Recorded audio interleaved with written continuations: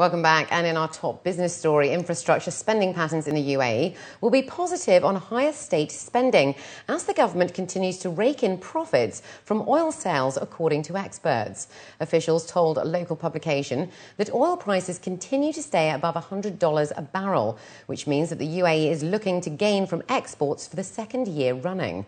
They added that infrastructure spending will be positive in meeting state expenses. The average crude oil prices from Abu Dhabi National Oil Company was $106.62 per barrel for H1, up nearly 40% from the year before. ADNOC produces more than 90% of the UAE's oil output per year at 2.5 million barrels per day. Bahamas-based luxury resort company Kerzner International is looking at selling its 50% stake in Atlantis the Palm, according to the Wall Street Journal. The report revealed that the potential sale will help restructure $2.6 billion to the firm's mortgage creditors that is due next week. They added that the sale could amount to as much as $350 million. The report added that the luxury resort company has been in talks with its creditors to extend its repayments due next month. Ratings agency Fitch has confirmed Abu Dhabi's International Petroleum Investment Company of the capital's long-term and foreign currency issuer default rating at AA. The ratings agency has also reportedly put its short-term IDR outlook at F1+. IPIC's foreign currency senior unsecured rating has also been put at AA. The company's ratings are in line with the capital's sovereign ratings.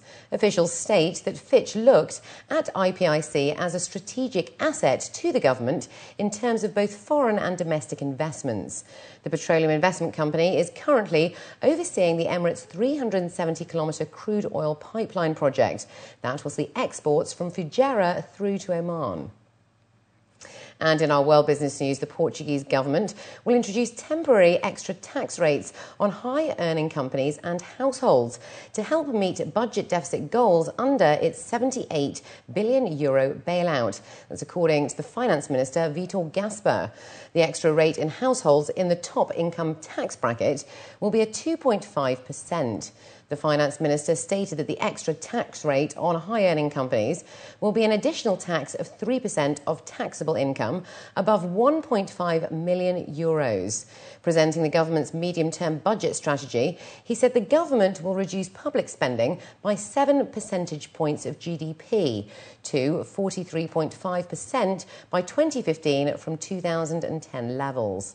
The government will keep civil servants' wages frozen during the 2012-2014 period and will reduce the number of public administration service units and public sector companies. Meanwhile, in a rare move for a country where tax avoidance is widely accepted and often a matter of pride, a senior French multimillionaire banker on Wednesday called on the country's super-rich to pay more taxes as a part of broad efforts to reduce deficits. Banker Jean Paylevad, the former head of bank giant Credit Lyonnais, signed an open letter to the government to tax them more heavily. Chinese wage earners with monthly personal incomes between 2,000 and 3,500 yuan will no longer have to pay individual income tax beginning in September of this year, according to official sources. The readjustment will cut the number of taxpayers from 84 million to 24 million, 28% to below 8% of the total wage earners. More than 60 million wage earners will quit the ranks of the Chinese income tax payers. The income tax regulations on self-employed business also apply to that of sole enterprises and partnership businesses, which will greatly reduce the burdens of enterprises, according to industry insiders. They say an Englishman's home is his castle, but these days it seems some British fortresses are becoming a foreign investment. With turmoil in global stock markets, high-end investors are looking for safe haven assets.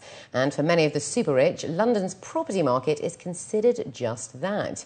While the price of most UK homes is falling, London's expensive commercial and residential properties are bucking the trend. Experts say investors can make profits of around 4.75% after transaction fees, management costs and depreciation are taken into account. They're predicting an increase of around 8% in house prices this year.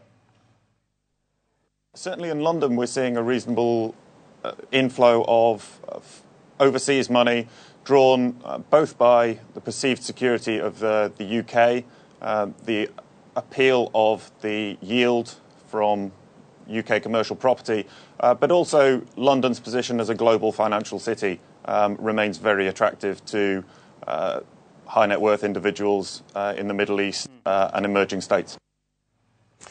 And the UAE's financial markets are closed today. Trading will resume on Sunday. So before we go, here's a quick overview of the oil, precious metals and currency markets. After that, we have the day's sports news for you.